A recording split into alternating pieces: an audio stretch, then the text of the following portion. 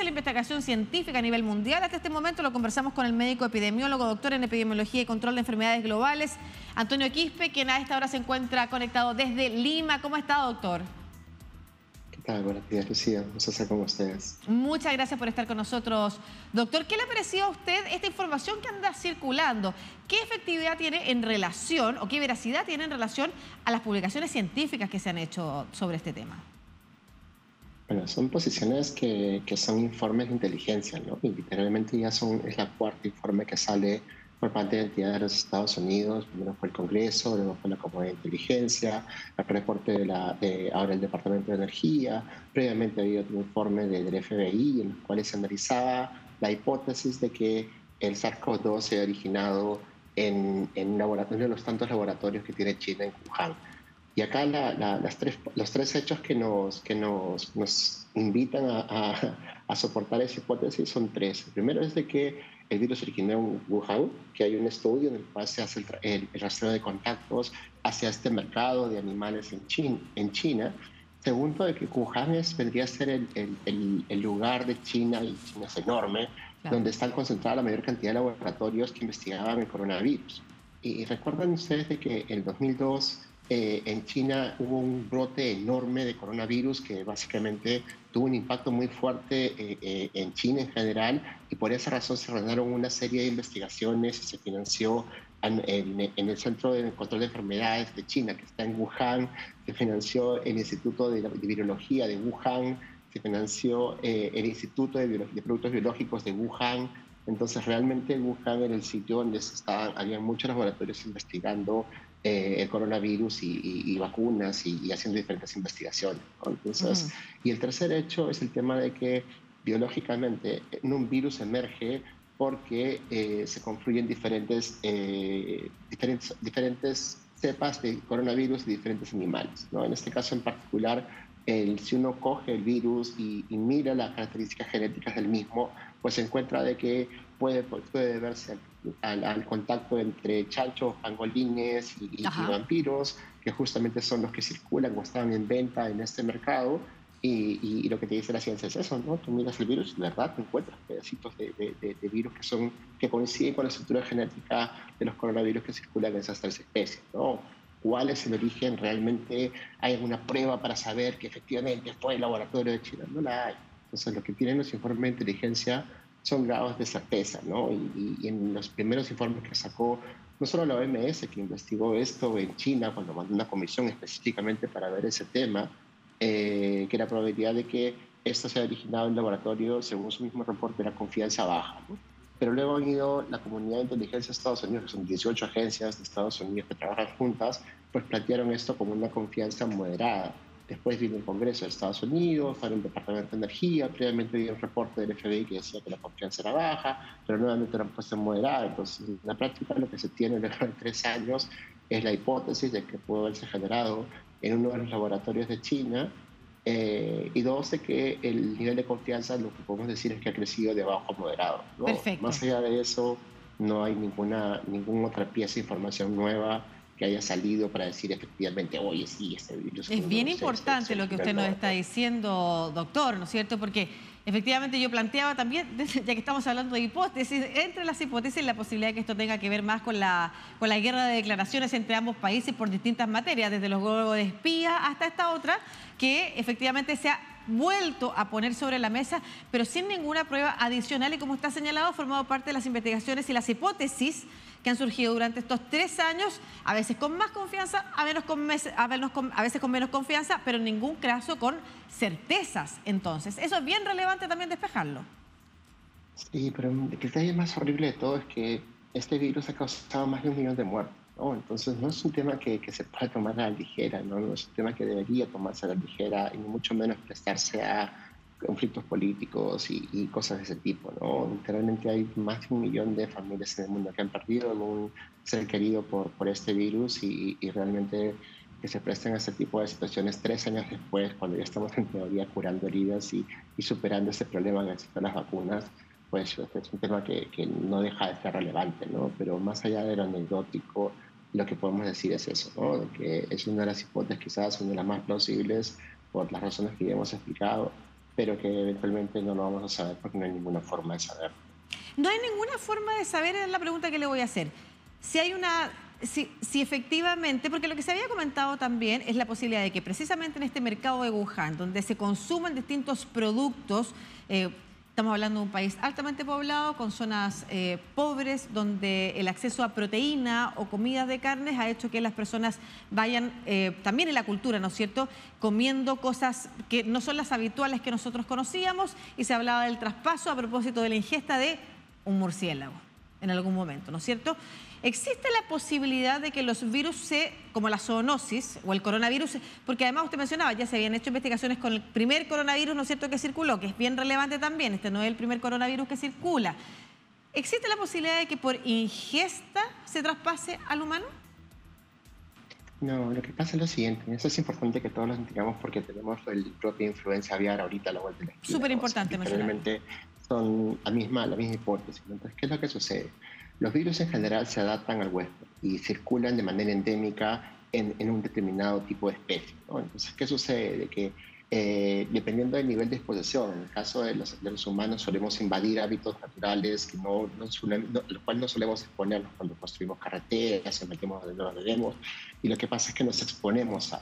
Pasan dos cosas, de que se reportan los primeros casos de infecciones en humanos, y estos primeros casos de infecciones en humanos son literalmente se infecta el humano y no contagia a nadie. ¿Qué razón? Porque el virus que estaba circulando en los animales pues, infecta al humano y puede darse la siguiente situación, ¿no? Que ya empieza a hablar lo que se llama transmisión persona a persona, que es decir, que un humano contagia a un humano. Y esa característica de que un humano puede infectar a otro humano depende de los niveles de mutación del virus. Es decir, que el virus se adapte a ese nuevo huésped y se vuelva nuevamente epidémico en ese nivel, pasando de lo que era una zoonosis, que es que el virus salte de un humano a una persona y que empieza a circular de persona a persona.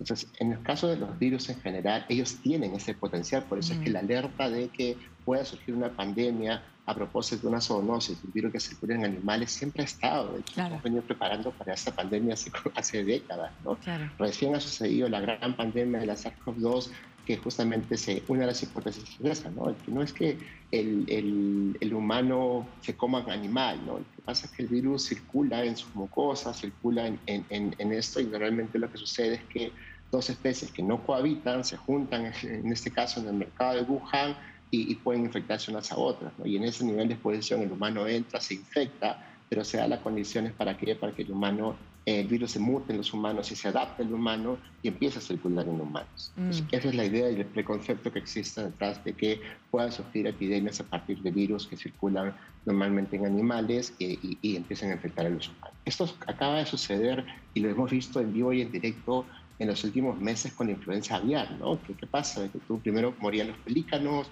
luego morían los piqueros, ahora están muriendo los lobos marinos. Entonces, esa es la historia natural de los virus y por eso es que los virus son tan peligrosos, ¿no? Y nuevamente, en el caso de Latinoamérica, pues ha diezmado la población de pelícanos, ha diezmado la población de otras especies silvestres y ahora está diezmando la población de lobos marinos. Claro. Eso es un claro ejemplo de cómo este virus se puede comportar y nuevamente, estos virus respiratorios en general son muy mutagénicos y tienen la capacidad de adaptarse a los huéspedes de manera muy rápida y violenta, ¿no? Y generar esas tragedias como sería una pandemia de influenza aviar en lobos marinos y en humanos ya se han reportado un caso en Ecuador, otro caso en Perú, también hay casos en Argentina, Brasil, Chile. Entonces, aprovechando que usted está, perdón, que esto produzca una pandemia, sí, por supuesto que sí. Claro, pero ahora depende también la gravedad de la pandemia de la capacidad de reproducción, de la rapidez del contacto por persona, ¿no es cierto?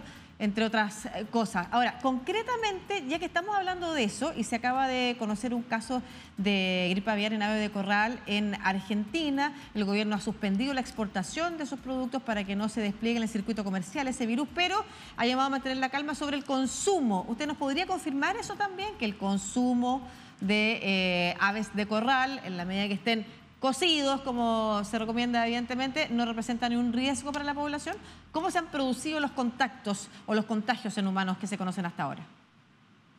Mira, todos los casos que se han reportado de gripe aviar en humanos son por exposición directa, ¿no? Y generalmente son los cuidadores de estos pabellones enormes que tienen miles de aves que están infectadas con este virus y el nivel de contacto que tiene esa persona es tan, pero tan estratosférico que la probabilidad de que se contagie se dispara. Entonces, primero, los primeros casos en humanos, por lo general, son siempre personas que están hiperexpuestas a miles de aves y eso no pasa de manera normal, ¿no? Y la forma como esto sucede es porque no se respetan las medidas de bioseguridad, ¿no? Entonces, una persona que trabaja en estos corrales lo que tiene son equipos que usan botas, que se paran desinfectando a cada rato, guantes, KN95 o N95, sus cascos, tienen un protocolo de bioseguridad precisamente porque para evitar ese contacto, de esa infección de las aves a los humanos, ¿no? Pero siempre pasa por X razones que alguien se surre en las medidas de bioseguridad y termina infectándose, ¿no? Pero Claro.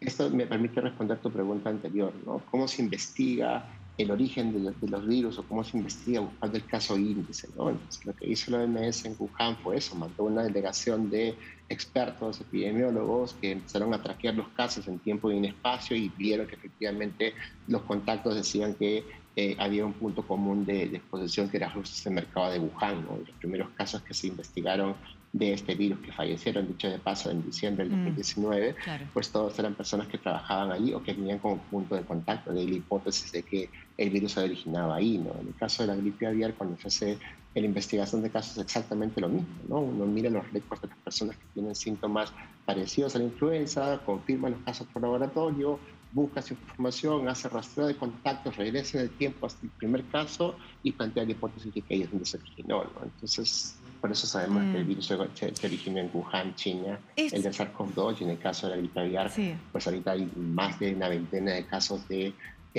infecciones en humanos que se han reportado de manera única sin tener la confirmación de que haya contacto persona a persona o casos secundarios a la infección de gripe aviar en un humano todavía, ¿no? Claro. Estamos así cruzando los dedos de que no se produzca Sí, esta es pandemia bien por eso. importante volver a repetirle a la audiencia que nos está viendo que en el caso de ver algún ave herida o muerta, no las toque, sino que llame a los organismos de seguridad.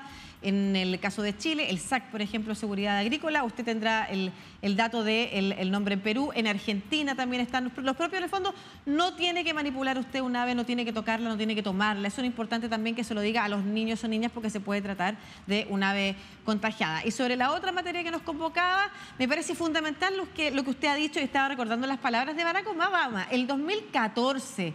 cuando anunciaba que hay que necesitar fortalecer las infraestructuras de salud porque en cualquier momento, y esto la OMS, como usted señalaba, lo viene alertando hace mucho tiempo, las pandemias producto del avance del hombre, ¿no es cierto?, y los traspasos de la zoonosis de los virus de los animales a los humanos de distintas maneras pueden generar una epidemia y luego una pandemia. Y esa información viene hace mucho tiempo y tratar de poner estas hipótesis por encima y generar esta conmoción respecto a la posibilidad de que un país lo hubiera creado en un laboratorio y además generando unas imágenes como que si fuera una guerra química en realidad. No es que se haya escapado de un laboratorio o que como usted nos educaba también o nos enseñaba, en esa zona hay muchos laboratorios investigando efectivamente los coronavirus y se puede haber arrancado alguno de alguna manera, digamos, versus a la idea de que China estaría poniendo este virus en la población porque a partir de una hipótesis como esa se generan un montón de especulaciones y nos perdemos de vista de lo importante, que es que pandemias como esta pueden haber otras más adelante y para eso hay que estar preparados. Y me quedo con eso, ¿no? Que es importantísimo de que no volvamos a cometer los mismos errores del pasado, ¿no? Y acabamos de tener una pandemia que mató a 1 millón de personas en el mundo, Claro. y muy probable tengamos otra en nuestro tiempo de vida, ¿no? Entonces, ¿qué tenemos que hacer? Aprender, por eso es tan importante que los países fortalezcan sus equipos de epidemiólogos, fortalezcan sus sistemas de vigilancia, tengan esas lecciones aprendidas de su propio proceso. De cada país ha metido la pata tantas veces en ese tema del coronavirus que cuando venga la siguiente pandemia, en teoría, Claro. deberíamos estar mejor informados y mejor preparados. Pero Claro que sí. las conspiranoias van a salir, otra vez la gente va a estar tomando ivermectina estúpidamente, hay un montón de barbaridades y errores que se cometen producto de nuestra incapacidad de evolucionar como humanos, a tomar mejores decisiones basadas en mejor evidencia disponible. ¿Por qué? Porque los actores cambian, ¿no? Pero a la hora de la hora la memoria histórica de esto está justamente en aquellos que nos dedicamos a investigarlo y en nuestra habilidad para aprender a comunicar estas cosas al público en Claro general que y sobre sí. todo a los nuevos tomadores de decisiones. Muchas gracias, doctor, médico epidemiólogo, doctor en epidemiología y control de enfermedades globales, conectado desde Lima, Antonio Quispe. Muchas gracias por esta conversación. Que esté muy bien. Igualmente, que tengan un buen día.